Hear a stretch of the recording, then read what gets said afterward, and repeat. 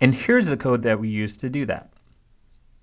Now you might remember formatted name from before, and we added formatted role. Now to create our formatted role, we took HTML header role dot replace,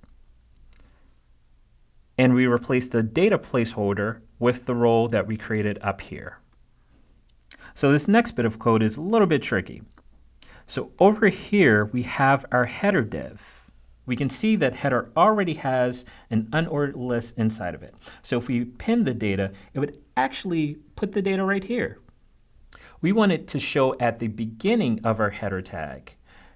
Right here, in order to add elements to the beginning, we actually need to use prepend instead of append.